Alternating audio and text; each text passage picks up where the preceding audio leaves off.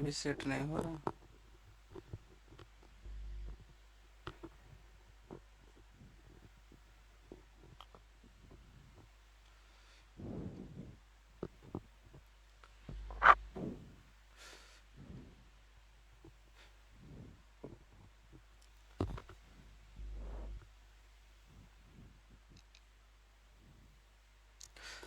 नमस्कार साथियों, मेरा नाम है एस एन भारती और आप देख रहे हैं करंट अफेयर सेगमेंट का नया वीडियो। और आज तारीख है आपको 27 सितंबर 2025। हम लोग जो है 27 सितंबर 2025 से जितने भी करंट अफेयर्स के महत्वपूर्ण प्रश्न बन सकते हैं उस सभी पर डिस्कस करेंगे। पीडीएफ आप हमारे टेलीग्राम चैनल से डाउनलोड कर सकते हैं, जिसका लिंक मैंने इस वीडियो के डिस्क्रिप्शन बॉक्स में दे दिया है। तो आप इस लिंक पर जाकर टेलीग्राम चैनल ज्वाइन कर सकते हैं। चलिए हम लोग स्टार्ट कर लेते हैं पहले प्रश्न से। लेकिन आप लोगों के जो थीम पर दिखाई पड़ रहा है, क्या दिखाई पड़ रहा है कि मुख्यमंत्री महिला रोजगार योजना, सभी के खाते में जो है 10,000 रुपया, जो इनको अप्लाई किए होंगे उनके खाते में 10,000 रुपया आ चुका होगा। क्या है मुख्यमंत्री महिला रोजगार योजना, इस पर एक बार फिर से बातचीत करेंगे। पहले जब घोषणा हुई थी तो उस वक्त प्रश्न आप लोगों को दे चुके हैं, और एक बार जो है फिर से इस पर बातचीत करेंगे, क्योंकि कल जो है ये योजना के अंतर्गत सभी को जो है 10,000 रुपया पहला किस्त दिया जा चुका है। चलिए आगे बात करेंगे इस पे। हम लोग आ जाते हैं पहले प्रश्न पर।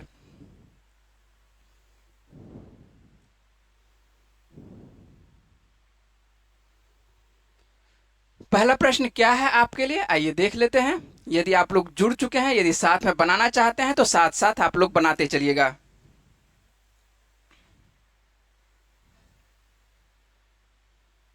चलिए देख लेते हैं क्या है पहला प्रश्न आप लोगों के लिए।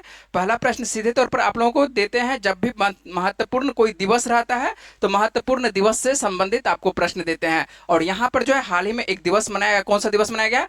अंतर्राष्ट्रीय, तो यहां पर जो है अंतर्राष्ट्रीय परमाणु हथियार पूर्ण उन्मूलन दिवस प्रतिवर्ष कब मनाया जाता है, यह पूछा जा रहा है। क्या पूछा जा रहा है कि अंतर्राष्ट्रीय परमाणु हथियार पूर्ण उन्मूलन दिवस प्रतिवर्ष जो है कब मनाया जाता है। तो यह दिवस जो है आपको कल के दिन ही मनाया गया है, 26 सितंबर को। कितने तारीख को? तो 26 सितंबर को जो है यह दिवस प्रतिवर्ष मनाया जाता है, अंतर्राष्ट्रीय परमाणु हथियार पूर्ण उन्मूलन दिवस। तो ध्यान रखेंगे, जब भी दिवस रहेगा तो दिवस से संबंधित जब भी प्रश्न महत्वपूर्ण रहता है तो आसान प्रश्न रहता है और आसानी से बन जाना चाहिए। चलिए देख लेते हैं यहाँ पर। तो परमाणु हथियारों के खतरे के बारे में जागरूकता बढ़ाने और उनके उन्मूलन को बढ़ावा देने के लिए प्रतिवर्ष 26 सितंबर को अंतर्राष्ट्रीय परमाणु हथियार पूर्ण उन्मूलन दिवस मनाया जाता है। और यह दिवस जो है 2013 में संयुक्त राष्ट्र महासभा के द्वारा क्या होता है? घोषित किया जाता है। तो यह दिवस मनाने की घोषणा किसके द्वारा किया जाता है? तो संयुक्त राष्ट्र महासभा के द्वारा जो है यह दिवस मनाए जाने की घोषणा की जाती है। दुनिया में यदि बात करें कि दुनिया में वर्तमान में कितने देश ऐसे हैं जिनके पास कह सकते हैं कि परमाणु हथियार हैं, वैसे आप लोगों को हो सकता है कि मालूम हो। यदि नहीं मालूम है तो यहाँ पर आप लोगों के लिए फैक्ट में लिख दिया है कि दुनिया में 9 परमाणु संपन्न देश है ना। तो दुनिया में जो है मात्र 9 ऐसे देश हैं जिसमें कि जिनको कि परमाणु हथियार है। ठीक है, तो ये कौन कौन से देश हैं? तो ये है आपको सबसे नंबर 1 पर कौन सा है? यूएसए, जिसको संयुक्त राज्य अमेरिका बोलते हैं। दूसरे स्थान पर रूस, तीसरे स्थान पर बात करेंगे ब्रिटेन, चौथे पर आपको फ्रांस, इसी तरह से आपको चीन है, और अपना देश भारत भी परमाणु हथियार संपन्न देश है। साथ साथ जो है आपका जो पड़ोसी देश है, क्या कौन सा? पाकिस्तान। तो पाकिस्तान में भी जो है परमाणु हथियार, ये संपन्न देश कह सकते हैं, इनको भी परमाणु हथियार संपन्न है ये भी। उसके साथ उत्तर कोरिया और इजराइल, ये आपको 9 देश ऐसे हैं जिनके पास परमाणु हथियार हैं। आने वाले जो 10वां देश है, ऐसा कौन सा देश होगा जो कि परमाणु हथियार संपन्न देश होगा? तो अभी ही आपको बता देते हैं, ऐसा देश हो सकता है कि आने वाले दिनों में, वह है कौन सा? ईरान। ईरान जो है परमाणु हथियार बनाया, कह सकते हैं उस पर काम कर रहा है। हो सकता है कि आने वाले दिनों में वो भी संपन्न परमाणु हथियार संपन्न देश है, लेकिन अभी उसकी कोई घोषणा नहीं है, कोई उसका औपचारिक कोई घोषणा नहीं है। तो यहाँ पर जो है हम लोग केवल रखेंगे जीएस फैक्ट के अंतर्गत केवल कितने देश? तो 9 देश याद रखेंगे, है ना, जो जिसके पास कह सकते हैं परमाणु हथियार है। और यहाँ पर यह दिवस मनाया जाता है, जागरूकता यह इसलिए मनाया जाता है क्योंकि सभी को कहा जा रहा है कि परमाणु को क्या करना है, परमाणु हथियार जितने भी देश है सभी को हटाए जाने की बात चल रहा है। ठीक है, लेकिन ऐसा अभी तक तो इस पे कह सकते हैं कि काम ऐसा हो नहीं रहा है। कोई भी जो बड़े देश हैं वो इस किसी की भी बातों को मानता नहीं, लेकिन ऐसा दिवस मनाए जाने के संयुक्त राष्ट्र के द्वारा जो है ऐसा कहा जाता है कि सभी को जो है निरस्त्रीकरण के अंतर्गत जो है सभी को परमाणु हथियार क्या किया जाना चाहिए, हटा देना चाहिए। रूस के पास जो है सबसे ज्यादा परमाणु कह सकते हैं कि हथियार है, कितना है 5500 है, कितना है 5500 है आपको किसके पास, रूस के पास। यदि बात करें कि अमेरिका के पास कितना है तो 5044, दोनों के पास लगभग आसपास ही है ना, तो 5044 है और इसके पास 5500 है। उसके पास आपको देखने को मिलेगा कि अन्य देशों के में जैसे कि चीन, चीन के पास कितना है तो चीन के पास लगभग 600 है। भारत के पास कितना है, हम लोगों के पास कितना है तो 180 परमाणु है, ठीक है। और उसके बाद पाकिस्तान के पास कितना है तो इसके पास जो है 170 परमाणु हथियार हैं। तो ये आपको फैक्ट के तौर पर बताया, ये आपको परीक्षा में पूछा नहीं जाएगा कि किसके पास कितना है, पूछा ये जा सकता है कि कितने परमाणु संपन्न देश हैं, ये पूछा जा सकता है। तो ये आप लोग याद रखिएगा। चलते हम लोग अगले प्रश्न पर, और अगला प्रश्न जो है आपके लिए जो थीम पर देखने को मिल रहा था वहीं से ये प्रश्न है, और ये प्रश्न आपके लिए महत्वपूर्ण है। और यदि आप बिहार का किसी भी प्रकार का कोई भी एग्जाम देते हैं, बिहार का यदि बीपीएससी सिविल दे रहे हो या बीपीएससी आप क्या दे रहे हैं टीचर वाला दीजिएगा आने वाले दिनों में, तो किसी भी प्रकार का यदि कोई एग्जाम दीजिएगा तो उसमें आपको सीधे तौर पर ये प्रश्न आपको तो पूछा ही जाएगा। क्या पूछा जाएगा आपको देख लेते हैं, बता देते हैं, पहले ही बता देते हैं, आप लोग ये प्रश्न को तैयार करके रखिएगा। महिलाओं को आर्थिक सशक्त बनाने के लिए किस राज्य में मुख्यमंत्री महिला रोजगार योजना शुरू की गई है। पूछा जा रहा है कि महिलाओं को आर्थिक सशक्त बनाने के लिए किस राज्य में मुख्यमंत्री महिला रोजगार योजना शुरू की गई है। तो इसका सही आंसर क्या होगा तो सही आंसर अपना बिहार होगा। क्या होगा, सही आंसर अपना बिहार ही होगा। और बिहार में जो है आपको जो कल के दिन कह सकते हैं, और या 26 आज 27 सितंबर है तो कल के दिन आपको 26 सितंबर 2025 को है ना प्रधानमंत्री नरेंद्र मोदी के द्वारा जो है वीडियो कॉन्फ्रेंसिंग के माध्यम से बिहार की मुख्यमंत्री महिला रोजगार योजना का क्या किया गया है, शुभारंभ किया गया। किनके द्वारा तो प्रधानमंत्री नरेंद्र मोदी के द्वारा। कार्यक्रम के दौरान जो है प्रधानमंत्री नरेंद्र मोदी बिहार की 75 लाख महिलाओं के बैंक खातों में सीधे 10,000 रुपया क्या किए हैं, हस्तांतरित किए हैं। 10,000 रुपया, 10 नहीं, ये 10,000 ये पढ़ने का तरीका है, तो ये कितना 10,000 रुपया जो है आपको महिलाओं के बैंक खाते में क्या किए हैं, सीधे तौर पर हस्तांतरित कर दिए हैं। जो यदि बात करें कुल कितनी राशि है तो 7,500 करोड़ राशि बनता है, ठीक है। तो कुल मिला के 7,500 करोड़ रुपये राशि की आवंटन कल किया गया है बिहार की महिलाओं सीधे तौर पर बैंक खातों में मिल गया है ना। जो बैंक इसमें दिए होंगे, जो महिला जुड़े होंगे उनके खातों में कल जो है 10,000 रुपया आ चुका होगा। जो यदि आपको नहीं जानकारी है, यदि आपके परिवार के कोई सदस्य इनमें मान के चलिए कि जुड़े होंगे, तो आप जाके अपना खाता में जो है आप चेक कर सकते हैं, अकाउंट में देख सकते हैं कि आपको 10,000 रुपया आ चुका होगा। तो यहां पर जो है ये जो योजना है किसकी योजना है तो ये बिहार सरकार की एक पहल है। और इस योजना का उद्देश्य जो है महिलाओं को क्या करना है, आत्मनिर्भर बनाना और स्वरोजगार एवं आजीविका के अवसरों के माध्यम से महिला सशक्तिकरण को क्या करना है, बढ़ावा देना है। यह योजना राज्य के प्रत्येक परिवार की एक महिला, सभी महिला को नहीं, प्रत्येक परिवार की एक महिला को जो है वित्तीय सहायता क्या कर रही है, प्रदान करेगी, जिससे अपनी पसंद का रोजगार या आजीविका से जुड़े कार्य शुरू कर सकेंगी। इससे आर्थिक स्वतंत्रता और सामाजिक सशक्तिकरण को क्या मिलने वाला है, बढ़ावा मिलेगा। स्वाभाविक बात है कि ये बढ़ावा मिलेगा महिला को।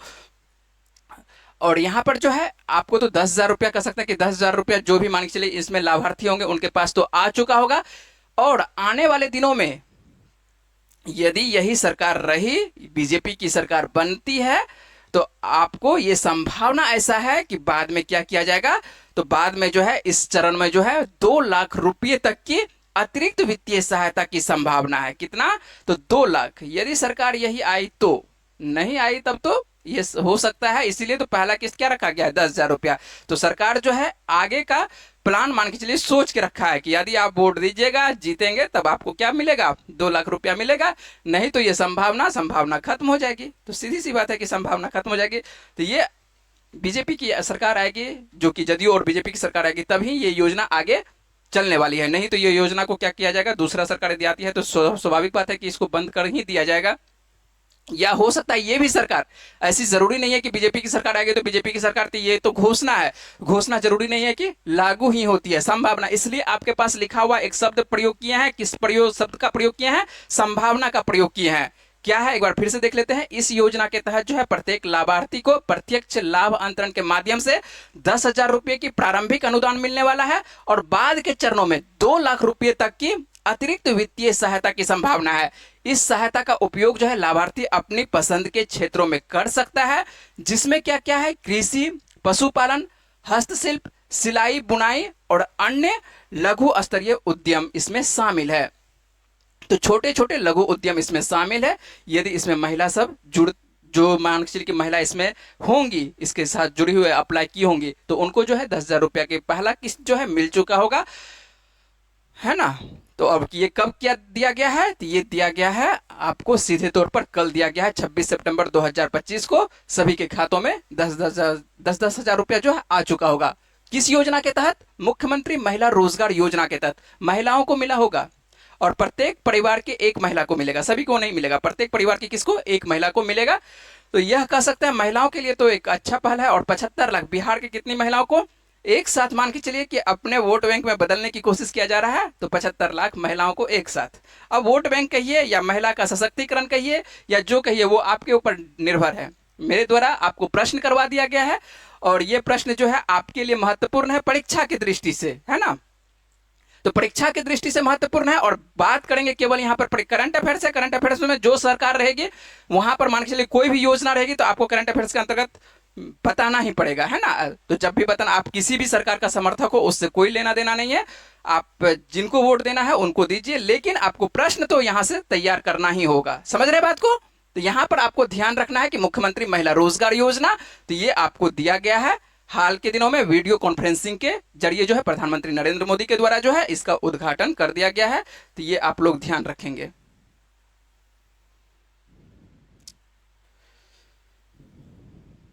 चलते हैं हम लोग अगले प्रश्न पर बात करते हैं। अगला प्रश्न क्या है आपके लिए? अगला प्रश्न को ध्यान रखिएगा कि भारत को वैश्विक डिजिटल नोमैड, किसके बारे में, नोमैड किसको बोलते हैं, ये जानकारी है या नहीं जानकारी है? चलिए पहले प्रश्न पढ़ लेते हैं, उसके बाद बात करते हैं। भारत को जो है वैश्विक डिजिटल नोमैड रिपोर्ट 2025 में कौन सा स्थान दिया गया है? ये कौन सा स्थान दिया गया है? तो भारत को जो स्थान मिला है आपको 38वां स्थान दिया गया। कौन सा स्थान दिया गया है? तो इसका सही आंसर क्या बन रहा है? 38वां स्थान दिया गया है। नोमैड क्या होती है? नोमैड आप खानाबदोश, जो घुमक्कर जिसको बोलते हैं, एक स्थान से दूसरे स्थान, दूसरे स्थान से तीसरे स्थान, तीसरे स्थान से चौथे स्थान, ऐसा देखे होंगे, अपने आसपास में देखे होंगे। पहले का जीवन यापन इसी प्रकार का हुआ करता था, लेकिन अभी वर्तमान में तो बहुत कम मिलता है। और यहां पर जो है एक लाइन जुड़ा हुआ है, वैश्विक डिजिटल, क्या लगा हुआ है? डिजिटल नोमैड लगा हुआ है। तो ये डिजिटल नोमैड क्या होती है उसके बारे में भी आपको बातचीत करेंगे। लेकिन पहले प्रश्न क्या है? तो पहले प्रश्न क्या है, तो इसका स्थान पूछ रहा है कि इसमें जो है भारत को कौन सा स्थान दिया गया है। तो भारत को कौन सा स्थान दिया गया है? तो भारत को जो स्थान मिल रहा है, कौन सा स्थान मिल रहा है? तो 38वां स्थान मिल रहा है। साथ साथ यदि बनाते चल रहे हैं तो अच्छी बात है ना। चलिए इसके अंतर्गत महत्वपूर्ण तथ्य क्या है वो भी बातचीत कर लेते हैं, दोनों तरीके से हम लोग समझ लेते हैं। तो भारत जो है अपनी सामर्थ्य और जीवंत सांस्कृतिक अनुभवों के लिए जाना जाता है, जो वर्तमान में ग्लोबल डिजिटल नोमैड रिपोर्ट 2025 में किस स्थान पर? 38वें स्थान पर है। और कुल मिलाकर इसका जरूरत आप लोगों को नहीं है, अंक का जरूरत नहीं है। और डिजिटल यदि नोमैड की बात करें कि डिजिटल नोमैड में प्रथम आपको स्थान किसको दिया गया है? हम लोगों का तो देश कितने स्थान पर है? तो 38वें स्थान पर है। प्रथम स्थान पूछा जा सकता है, हो सकता है कि प्रथम स्थान दे दिया जाए कि प्रथम स्थान पर कौन सा देश है। तो प्रथम स्थान पर आपको दे चुके हैं, कौन सा स्थान है? प्रथम स्थान पर आपको स्पेन है, दूसरे स्थान पर नीदरलैंड, तीसरे स्थान पर उरुग्वे है, चौथे स्थान पर कनाडा है। इससे ज्यादा सीरीज रखने की याद जरूरत नहीं है, 2-3 देश याद रखिए कि प्रथम स्थान पर कौन सा देश है, तो आपको स्पेन है, दूसरे स्थान पर आपको नीदरलैंड है और तीसरे स्थान पर उरुग्वे है। और अपना देश आपको जरूर याद रखना चाहिए, कितने स्थान पर? तो 38वें स्थान पर है। और यही लाइन था, क्या था? डिजिटल खानाबदोशी क्या है, नोमैड क्या होती है, जो खानाबदोश एक स्थान से दूसरे स्थान, जिसको कि घुमक्कर बोला जाता है। तो डिजिटल खानाबदोशी क्या है? डिजिटल यहां पर लगा हुआ है, वैसे खानाबदोशी रहता तो आसान शब्द रहता, लेकिन लगा हुआ है क्या है? डिजिटल लगा हुआ है। तो डिजिटल जब लगा हुआ है तो इसके बारे में आपको जानकारी होनी चाहिए। क्या है कि डिजिटल घुमक्करी एक ऐसी जीवन शैली है जिसमें लोग तकनीक का इस्तेमाल करके दूर से काम करते हैं। क्या करते हैं? डिजिटल का प्रयोग करके कह सकते हैं कि एक ऐसा जीवन शैली जिसमें लोग क्या करते हैं? तकनीक का प्रयोग करके दूसरे क्षेत्र से कर सकते हैं, एक स्थान पर नहीं, दूसरे क्षेत्र से भी आप कहीं से भी काम कर सकते हैं। जैसे आपके लिए मान लेते हैं कि ये जो आपके लिए जो मेरे द्वारा जो काम किया जा रहा है, तो आपको घर पर बैठ के तो आपको नहीं बता रहे हैं, दूसरे स्थान से बता रहे हैं, हो सकता है कि आज इस स्थान से बता रहे हैं, हो सकता है कल दिल्ली से बताया, हो सकता है कि परसों मान के चलिए कि आपको मुंबई से बताया, अभी जो बता रहे हैं कहाँ से, पटना से बता रहे हैं। तो ये किसी भी स्थान से आपको बता सकता है, कहीं से भी आपको ऑनलाइन आ सकता है। तो ये क्या है, डिजिटल है और जीवन शैली का ये कह सकता है कि तकनीक और तरीका है, और इस्तेमाल करके ये दूर से काम करते हैं, अक्सर अलग अलग देशों और या शहरों की यात्रा करते हैं। तो यहाँ पर तो आपको बताने की ये कोशिश की है, लेकिन ये तरीका क्या है, दूसरे देशों में यदि आप जाके ये काम करते हैं, हो सकता है ये तो हम आपको स्थान बताए कि हो सकता है कि आज पटना, हो सकता है कल मान के चलिए बेंगलुरु या दिल्ली, मुंबई, कहीं से भी, लेकिन दूसरे देश में भी तो जा सकते हैं, दूसरे देश से भी ये काम किया जा सकता है डिजिटल तरीके से। तो यहाँ पर यही लाइन लिखा हुआ है कि दूर से काम करते हैं और अक्सर जो है अलग अलग देशों या शहरों की यात्रा करते हैं। इससे उन्हें नई संस्कृतियों का अनुभव करने, नए लोगों से मिलने और कहीं से भी काम करने की आज़ादी मिलती है। तो ये स्वाभाविक बात है कि आप यदि अलग अलग शहर जाइएगा तो अलग अलग व्यक्तियों से मिलने को आपको मिलेगा, नई नई संस्कृतियों को देखने को मिलेगा, नई नई संस्कृतियों के बारे में जानने को आपको मिलेगा। तो यही है क्या है, डिजिटल खानाबदोशी है। तो उम्मीद है कि आप समझ चुके होंगे भाषा डिजिटल खानाबदोशी भी क्या कहता है। जब भी कोई इंपॉर्टेंट मान लेते हैं कि कोई भाषा का प्रयोग किया गया होगा, हो सकता है कि आप उनके बारे में आप लोगों को नहीं पढ़ाया गया, उम्मीद है कि आपको नहीं ही पढ़ाया गया होगा।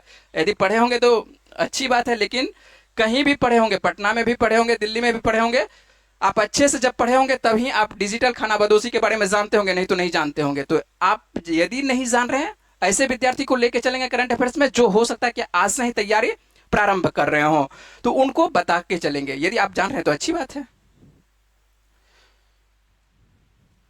चलिए अगले पर बात करते हैं। अगला प्रश्न क्या है, निम्न में से किस देश को ग्रेटर नोएडा में शुरू किए गए उत्तर प्रदेश अंतर्राष्ट्रीय व्यापार मेला 2025 में भागीदार देश बनाया गया है? क्या है कि किस देश को ग्रेटर नोएडा उत्तर प्रदेश के अंतर्गत आता है, शुरू किए गए उत्तर प्रदेश अंतर्राष्ट्रीय व्यापार मेला, कौन सा किया गया है व्यापार, तो अंतर्राष्ट्रीय एक व्यापार मेला स्टार्ट किया गया है, और इसमें पूछा जा रहा है कि भागीदार देश के रूप में किस देश को चुना गया है। तो किस देश को चुना गया है, यदि आपके पास आंसर है तो आंसर देने की कोशिश कीजिए, यदि नहीं आंसर है तो मेरे द्वारा तो बता ही दिया जाएगा, ठीक है। तो इसका सही आंसर क्या है, तो इसका जो भागीदार देश है, तो भागीदार देश किनको बनाया गया है, तो स्वाभाविक सा बात है किनको, तो रूस को, है ना। रूस को जो हम लोग क्या बोलते हैं, प्राकृतिक मित्र के अंतर्गत रखते हैं। रूस शुरू से, जब से मान के चलिए भारत आजाद हुआ है, तब से क्या करता है, रूस भारत को सहायता प्रदान करता है। इसी वजह से जो है रूस को प्राकृतिक मित्र के अंतर्गत हम लोग रखते हैं। तो प्रधानमंत्री नरेंद्र मोदी ने जो है हाल ही में जो है ग्रेटर नोएडा उत्तर प्रदेश में जो है अंतर्राष्ट्रीय व्यापार मेला का क्या किए हैं, उद्घाटन किया है, और इस आयोजन का जो है साझेदार देश, यह व्यापार का मेला दोनों देशों के सदाबहार, है ना। तो किसका साझेदार देश किसको बनाया गया है, तो साझेदार देश जो है आपको स्वाभाविक बात है कि रूस को जो है इस आयोजन का क्या किया है, साझेदार देश मतलब भागीदार जो है किसको बनाया है, रूस को बनाया है। और यह व्यापार जो है दोनों देशों की सदाबहार और मजबूत दोस्ती का क्या है, प्रमाण है। उल्लेखनीय है कि हाल ही में अमेरिका ने जो है भारत के रूस के साथ के संबंधों को जो है कम करने, खास करके रूस से जो कच्चे तेल को हम लोग जो खरीदते हैं उसको क्या कह रहा है अमेरिका, कि आपको कम करना होगा। भारत को बोल रहा है सीधे तौर पर कि आप क्या कर रही है, रूस से कच्चा तेल मत खरीदिए, उसके बदले जो है हम आपको प्रोवाइड करेंगे। लेकिन भारत जो है अमेरिका की बात को नहीं सुनता है, किसी की भी बात को नहीं सुनता है। सीधे तौर पर भारत को जहां पर फायदा होता है, जिससे फायदा होता है, भारत उससे व्यापार करता है। भारत जो है रूस से भी व्यापार करता है, ईरान से भी व्यापार करता है। ईरान से जो है हम लोगों का व्यापार, अच्छा संबंध ईरान से भी है। जबकि अमेरिका के द्वारा जो है ईरान पर बहुत सारे देशों को क्या कर दिया गया है, प्रतिबंधित लगा दिया गया है ईरान से जो व्यापार करने पर। लेकिन हम लोग ईरान से भी व्यापार करते हैं, रूस से तो व्यापार करते हैं, कितना भी मना करेगा उसकी बातों को नहीं सुना जाएगा। इस साल जो है दिसंबर में हो सकता है कि आपको रूस के जो राष्ट्रपति है व्लादिमीर पुतिन द्विपक्षीय शिखर सम्मेलन में भारत आने की संभावना है। तो भारत हो सकता है कि दिसंबर में, डेट ऐसा है फिक्स कि दिसंबर में आ सकते हैं। उस वक्त यदि फ्री रहेंगे तो आएंगे हैं, यदि मान के चलिए कहीं व्यस्त हो तो हो सकता है नहीं भी आए। लेकिन अभी तक एक ऐसा मान के चलिए उम्मीद है कि शिखर सम्मेलन आपको भारत के साथ होने वाला है। और यह कब होने वाला है, तो आपको दिसंबर के माह में होने वाला है रूस के साथ। और उसमें जो राष्ट्रपति हैं, रूस के जो राष्ट्रपति हैं व्लादिमीर पुतिन, ये आपको भारत के दौरे पर आने वाले हैं। भारत और रूस के बीच जो है संबंध और मजबूत होने की इससे क्या होगी, संभावना रहेगी। जब भी कोई राष्ट्रपति यहाँ आते हैं या हम लोगों के राष्ट्रपति या प्रधानमंत्री दूसरे देश जाते हैं तो स्वाभाविक बात है दोनों देशों में संबंध क्या होता है, एक अच्छा संबंध बनने की संभावना रहती है। और जब भी रूस का नाम आया है या रूस के बारे में किसी भी देश के बारे में हम लोग जब भी पढ़ेंगे तो हम लोगों को जानकारी होनी चाहिए उसकी राजधानी और मुद्रा के बारे में। तो रूस जो आप देख रहे हैं तो सबसे पहले हम लोग देखते हैं कि ये किस महाद्वीप के अंतर्गत है। महाद्वीप यदि आपको पढ़ाया गया होगा तो पढ़ाया गया होगा रूस जो है आपको किस महाद्वीप के अंतर्गत रखा जाता है, इसको तो रखा जाता है आपको यूरोप महाद्वीप के अंतर्गत। लेकिन आप यदि मैप देखिएगा तो आप जो है रूस को आप देख रहे हैं, कहां देख रहे हैं, यूरोप के साथ साथ आपको देखने को मिलेगा क्या, एशिया में भी देखने को मिलता है। तो एशिया वाला जो हिस्सा है यहाँ पर जनसंख्या बहुत कम रहती है, ठीक है। ये जो है साइबेरिया का क्षेत्र पड़ता है, तो यहाँ जनसंख्या बहुत कम रहती है। जनसंख्या अधिकांश जनसंख्या कहाँ रहती है, यूरोप के क्षेत्र में रहती है। और इसका राजधानी आपको देखने को मिलता है, इसका राजधानी भी आपको कहाँ पर देखने को मिलता है, यूरोप में ही देखने को मिलता है। इसीलिए जो है इसको रखते हैं कहाँ पर, तो यूरोप के अंतर्गत रखते हैं। पढ़ते कहाँ पर हैं, तो यूरोप महाद्वीप के अंतर्गत पढ़ते हैं। वैसे आपको ये कहाँ पर, यूरोप के साथ साथ आपको एशिया में भी इसका क्षेत्रफल, लंबा क्षेत्रफल, सब कह सकते हैं कि विश्व का सबसे बड़ा क्षेत्रफल की दृष्टि से, है ना, क्षेत्रफल की दृष्टि से सबसे बड़ा देश कौन सा है, तो आपको रसिया ही है। ये आपको पढ़ाया गया होगा ज्योग्राफी में। तो इसकी राजधानी क्या है, तो इसकी राजधानी जो है आपको मास्को है। और इस यहाँ पर जो मुद्रा चलती है, कौन सी मुद्रा चलती है, रूबल मुद्रा चलती है। कौन सी मुद्रा चलती है, रूबल मुद्रा। और राष्ट्रपति आपको बता ही दिए कौन है राष्ट्रपति, व्लादिमीर पुतिन है यहाँ के राष्ट्रपति। चलिए अगले प्रश्न पर बात करते हैं कि अगला प्रश्न क्या है आपके लिए।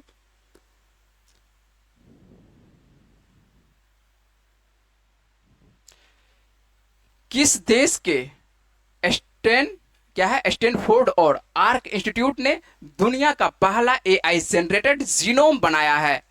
यह प्रश्न आपको समझ में हो सकता है कि नहीं आया होगा। जीनोम यदि आप पढ़े होंगे, बायोटेक्नोलॉजी यदि पढ़े होंगे, तब आपके पास ये प्रश्न आपको समझ में आएगा। यदि बायोटेक्नोलॉजी नहीं पढ़े होंगे तो सीधे तौर पर आपको जो है ऊपर ऊपर से चला जाएगा। लेकिन करंट अफेयर्स में विषय बना हुआ है, और जब विषय बना हुआ है एआई, एक तो एआई से जुड़ा हुआ है, दूसरा क्या है, बायोलॉजी के जीनोम से जुड़ा हुआ है। तो यहाँ पर जो है पूछा जा रहा है कि किस देश के स्टैनफोर्ड और आर्क इंस्टीट्यूट ने दुनिया का पहला एआई जनरेटेड जीनोम बनाया है। तो इसका सही आंसर क्या होगा, तो इसका सही आंसर होगा आपको अमेरिका, है ना। अधिकांश कह सकते हैं कि रिसर्च जो करने का काम करता है तो आपको अमेरिका या यूरोप का कोई कंट्री, इसीलिए यहाँ पर जो है भारत कहीं भी देखने को नहीं मिल रहा है ना, ऑप्शन में भी नहीं देखने को मिल रहा है। तो यहाँ पर जो है आंसर क्या बन रहा है, तो आपको आंसर बनेगा अमेरिका बनेगा। अमेरिका का कौन सा आपको कह सकते हैं इंस्टीट्यूट, तो ये आपको संस्थान है आपको स्टैनफोर्ड और आर्क इंस्टीट्यूट के द्वारा। तो ये आप ध्यान रखेंगे ये क्या होती है, आपको थोड़ा सा बातचीत करके समझाने की प्रयत्न रहता है। यदि आप समझ जाते हैं तो अच्छी बात है, नहीं समझते हैं तो आपको बायोटेक्नोलॉजी में समझाया जाएगा। वैसे आप लोगों का जो है बायोटेक्नोलॉजी विषय है नहीं, आप लोग क्या पढ़ते हैं, बायोलॉजी पढ़ते हैं ना। चलिए कोई बात नहीं है, लेकिन करंट अफेयर्स के अंतर्गत आप लोगों को पूछा जा सकता है। करंट अफेयर्स में कोई क्षेत्र नहीं है कि बायोलॉजी से ही पूछा जाएगा या हिस्ट्री से पूछा जाएगा या किससे पूछा जाएगा, ये कोई क्षेत्र नहीं है। जहां से प्रश्न बनाया जा सकता है वहां से सीधे तौर पर प्रश्न बनाया जाएगा। आइए बातचीत कर लेते हैं। और ये ऐसे प्रश्न जो है आपके लिए जो क्या हो जाता है, थोड़ा सा कठिन हो जाता है जब परीक्षा में सीधे तौर पर पूछता है। तो आइए देख लेते हैं। कैलिफोर्निया के स्टैनफोर्ड और आर्क इंस्टीट्यूट के वैज्ञानिकों ने ऐसा कर दिखाया है। ये आपको सबसे पहले ये भी बता देते हैं ये कहाँ से लिए हैं। तो ये आप जो पढ़ते हैं, पेपर जो पढ़ते हैं, उसी पेपर का सेम बाय सेम आपको इंग्लिश वर्जन को हिंदी में आपको तैयार कर दिए हैं। ये कहाँ से लिए हैं, तो ये आपको देखने को मिलता है इंडियन एक्सप्रेस, जो आपको समाचार पत्र है, तो इंडियन एक्सप्रेस से ये न्यूज को कवर कर रहे हैं। कैलिफोर्निया के स्टैनफोर्ड और आर्क इंस्टीट्यूट के वैज्ञानिकों ने ऐसा कर दिखाया है जो विज्ञान की दुनिया में कह सकते हैं नई इबारत लिखता है। पहली बार आर्टिफिशियल इंटेलिजेंस कह सकते हैं कि क्या है, पहली बार आपको आर्टिफिशियल इंटेलिजेंस की मदद से एक वायरस का पूरा जीनोम बनाया है। क्या बनाया है, एक वायरस का पूरा जीनोम बनाया है। अब तक एआई से प्रोटीन या छोटे छोटे जीन सिस्टम डिजाइन तो किए जाते थे, लेकिन पूरा जीनोम कहीं ज्यादा चुनौतीपूर्ण था बनाना। लेकिन अब क्या था, पूरा जीनोम के आधार पर जो है, एआई के आधार पर जो है पूरा जीनोम क्या कर लिया गया है, बना लिया गया, किसका, वायरस का। तो इसके लिए जो है वैज्ञानिकों ने जो है बैक्टीरियोफेज 5X174, कौन सा है आपको वायरस, ये वायरस आपको याद रखना है कौन सा वायरस है, तो आपको बैक्टीरियोफेज 5X174 वायरस को चुना। यह वायरस जो है ई कोली बैक्टीरिया को क्या कर देता है, संक्रमित कर उसे क्या कर देती है, खत्म कर सकता है। और यदि बात करते हैं कि यही वायरस जो है आपको 1977 में दुनिया का पहला पूरी तरह से सीक्वेंस किया गया था। यदि वायरस के बारे में बात करते हैं कि उसका वायरस जो है डीएनए जीन जो होती है उसको जो सीक्वेंस तैयार किया गया था, तो किसका तैयार किया गया था? इसी वायरस का तैयार किया गया था। कब? तो ये 1977 की बात है। और 2003 में जो है लैब में कृत्रिम रूप से इसे बनाया गया था और यह जो है पहला ऐसा वायरस बन गया जिसका कह सकते हैं कि जीनोम एआई द्वारा जो है डिजाइन तैयार कर दिया गया है। तो यदि आप पढ़े होंगे तब तो समझ रहे होंगे बात, यदि नहीं पढ़े होंगे तब तो कोई बात नहीं है ना। वैसे डीएनए आप लोगों को बायोलॉजी में पढ़ाया गया होगा, डीएनए पढ़ाया गया होगा, जीन पढ़ाया गया होगा, है ना। इसके बारे में देखिए जब पढ़ाया जाएगा तो आपको वहां पर सर पढ़ाएंगे, क्या पढ़ाएंगे? इसका जो है सीक्वेंस तैयार किया जाता है। मानव जीनोम भी, सभी का एक अपना अपना जीनोम होता है। उस जीनोम के बारे में यदि आप अच्छे से जानकारी प्राप्त कर लेता है कोई भी वैज्ञानिक, तो किसी भी बीमारी को कह सकते हैं या आनुवंशिक बीमारी को उसको हटाना आसान हो जाता है। पहले आप लोग पढ़ते होंगे कि आनुवंशिक बीमारी को हम लोग ठीक नहीं कर सकते, है ना। जैसे किसी को कलर ब्लाइंडनेस होता है, तो कलर ब्लाइंडनेस क्या है? आनुवंशिक बीमारी है।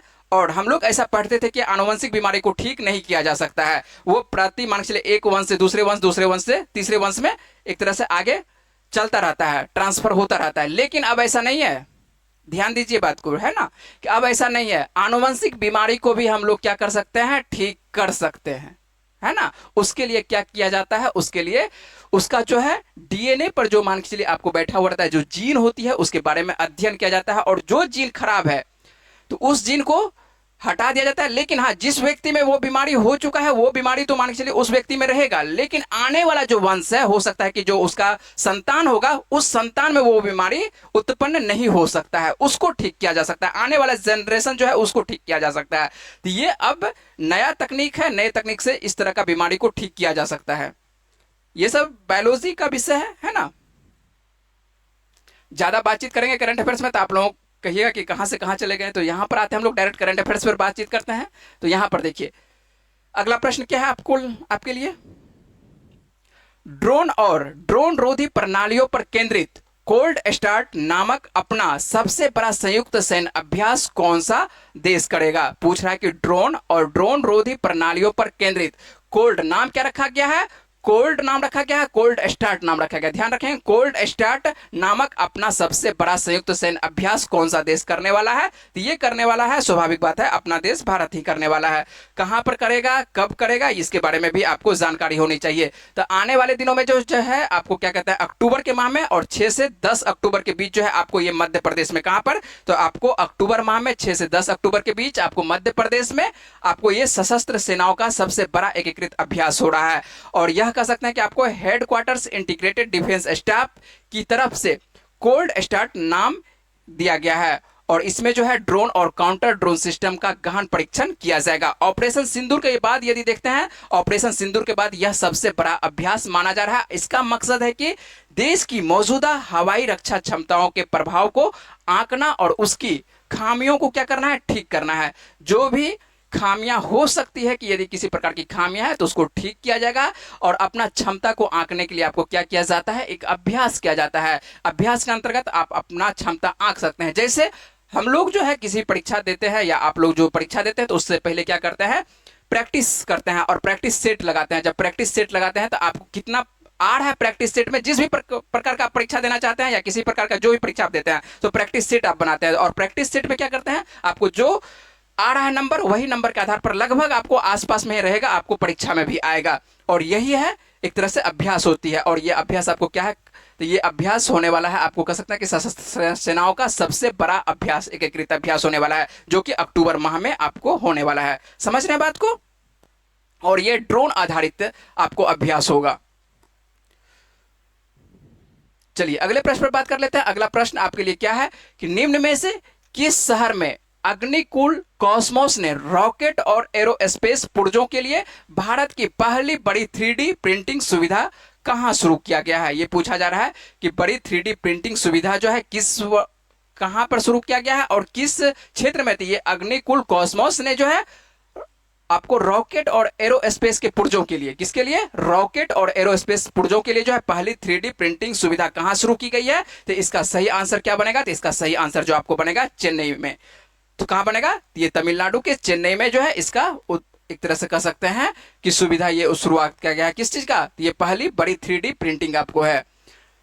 तो ये ध्यान रखिएगा, इस तरह का प्रश्न यदि आप लोगों से पूछा जाता है तो इस तरह का प्रश्न आप हो सकता है कि उस वक्त ध्यान नहीं रहता है ना। तो आइए ध्यान रखते हैं इस तरह के प्रश्न को।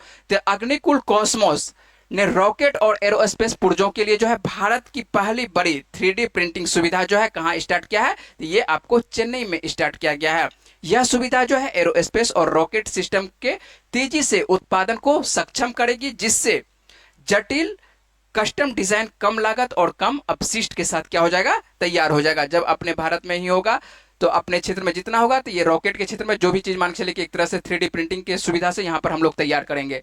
तो ये ध्यान रखेंगे। इसके लिए कहाँ पर सबसे बड़ा कह सकते हैं कि खोला गया है? तो ये आपको अग्निकुल लॉन्च्ड जो है आपको सीधे तौर पर कहाँ पर? तो ये आपको चेन्नई में है ना। तो अग्निकुल कॉस्मोस ये नाम है आपको, और उसके बाद रॉकेट और एरोस्पेस के पुर्जों जो छोटे छोटे जो कह सकते हैं कि छोटे छोटे उसका में जो काम किया जाता है, जो छोटे छोटे नट बोल्ट पुर्जा जो होता है उसके लिए बातचीत कर रहे हैं। ठीक है, एरोस्पेस के पुर्जों के लिए बातचीत कर रहे हैं कि बड़ी 3D प्रिंटिंग सुविधा कहां पर? तो ये चेन्नई में। समझ रहे हैं बात को? चलिए अगले प्रश्न पे बात करते हैं। अगला क्या प्रश्न है आपके लिए?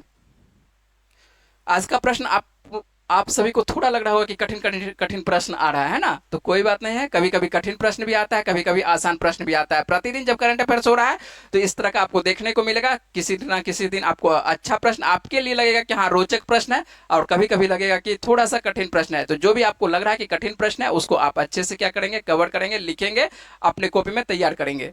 आइए देख लेते हैं अगला प्रश्न आप लोगों के लिए। देखिए आसान प्रश्न है।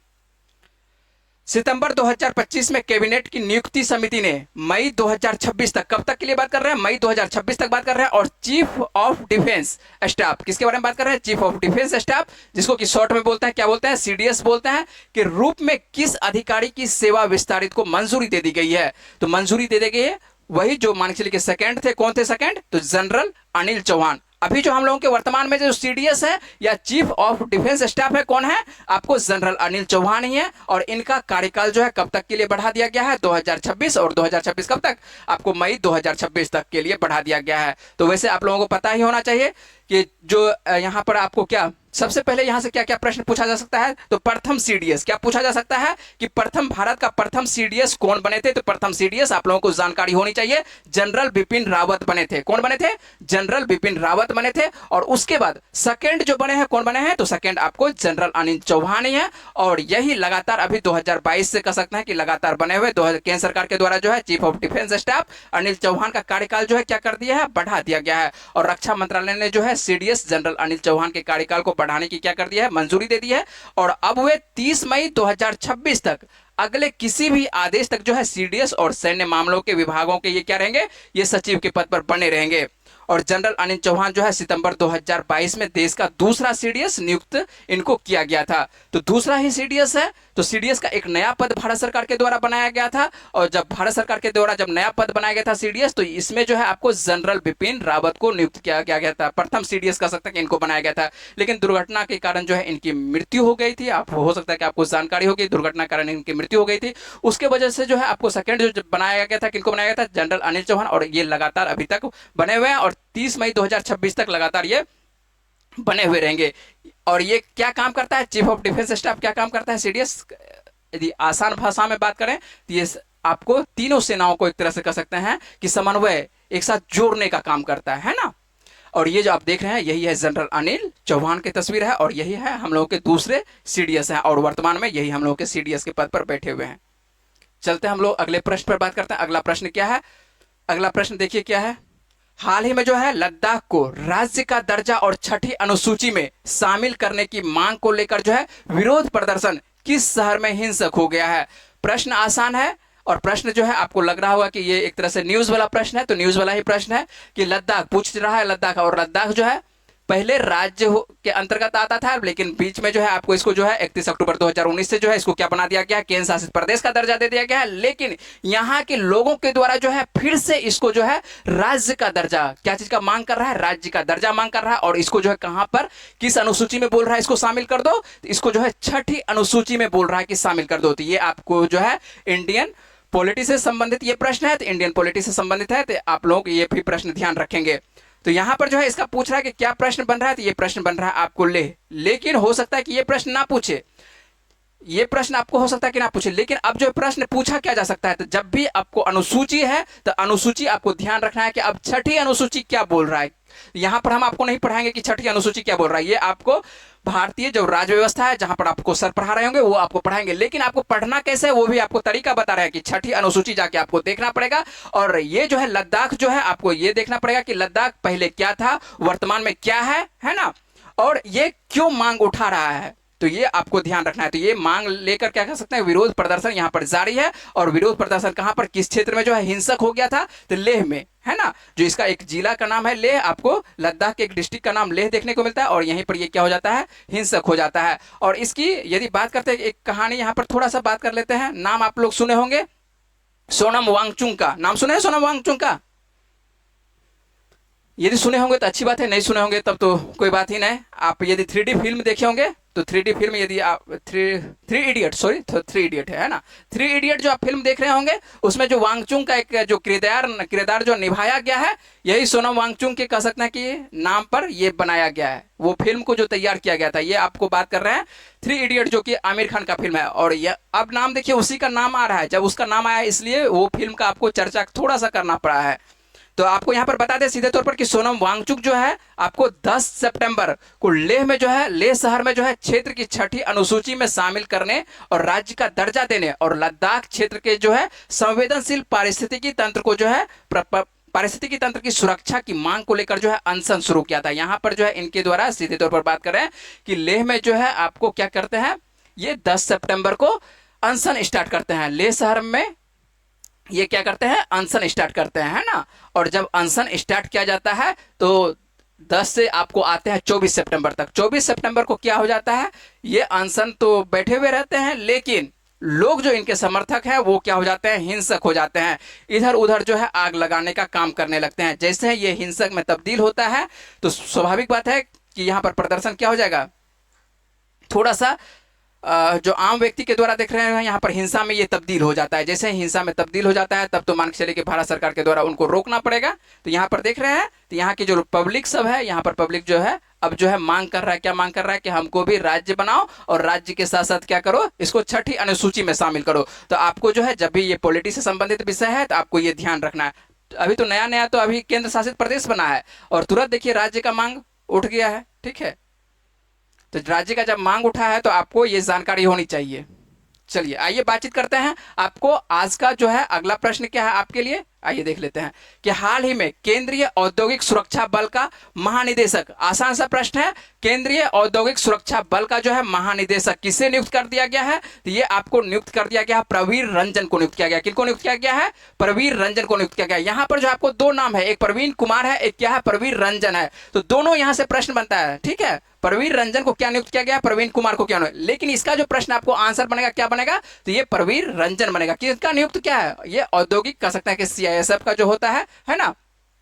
तो सीआईएसएफ का जो आपको महानिदेशक बनाया गया है प्रवीर रंजन को बनाया गया है। ये जो आपको तस्वीर देखने को मिल रहा है ये प्रवीर रंजन का तस्वीर है। ये प्रवीर रंजन क्या बन रहे हैं, तो आपको सीआईएसएफ के ये महानिदेशक। जबकि प्रवीण कुमार जो है आपको जो आईपीएस प्रवीण कुमार है, आईपीएस प्रवीण कुमार को जो है आईटीबीपी का महानिदेशक बना दिया गया। यहाँ पर एक ही प्रश्न से आपको 2 प्रश्न दे रहे हैं, ध्यान रखिएगा। अब 2 प्रश्न लिखने का जरूरत नहीं था, लेकिन आपको याद रखना है कि आईपीएस प्रवीण कुमार, यदि पूछे कि आईपीएस प्रवीण कुमार को ये आईटीबीपी का महानिदेशक बना दिया गया है और सीआईएसएफ का जो महानिदेशक बना दिया गया, किनको बना दिया गया, प्रवीर रंजन को बना दिया गया है। तो 2 प्रश्न एक ही जगह से है, जब 2 प्रश्न एक ही जगह से है तो आपको अच्छे से कवर रखना है, ठीक ना।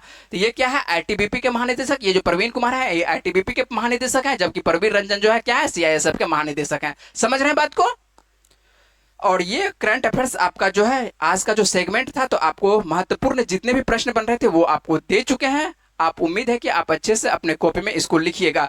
लेकिन आप लोगों से अंत में पूछते हैं प्रश्न, और कल के वीडियो में क्या प्रश्न आप लोगों से पूछे थे उसका सही जवाब क्या है, आइए देख लेते हैं एक बार, और रिवीजन भी हो जाएगा आप लोगों का, है ना।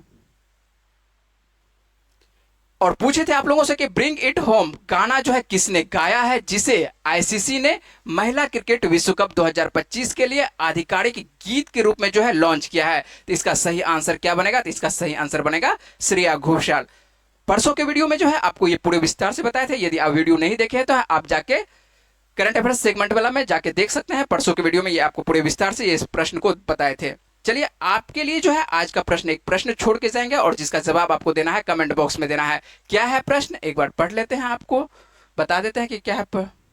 निम्न में से कौन फिलिस्तीन को मान्यता देने वाला पहला G7 देश बन गया है? तो 4 ऑप्शन आपके पास है और ये प्रश्न जो है कल के वीडियो में आपको पूरे विस्तार से बताए थे। ये प्रश्न इसलिए आप लोगों से पूछते हैं कि आप लोग देखते हैं कि हाँ पढ़ते हैं, तो यदि पढ़ते हैं तो इसका सही जवाब क्या है, और अच्छे से आपको जानकारी भी होनी चाहिए और रिवीजन भी हो जाएगा 1-2 प्रश्न से, ठीक है। तो ये आपको ध्यान रखना है, क्या रखना है कि इसका जवाब आपको देना है, कहां पर जवाब देना है, कमेंट बॉक्स में जवाब देना है। यदि आपको वीडियो अच्छी लग रही है तो वीडियो को क्या करना है, लाइक करना है, और चैनल को क्या करना है, सब्सक्राइब करना है, और अपने दोस्तों के साथ वीडियो को क्या करना है, शेयर करना है। चलिए मिलते हैं आप लोगों से अगले वीडियो में, तब तक के लिए अपना ख्याल रखिए, पढ़ते रहिए। वीडियो में बने रहने के लिए बहुत बहुत धन्यवाद।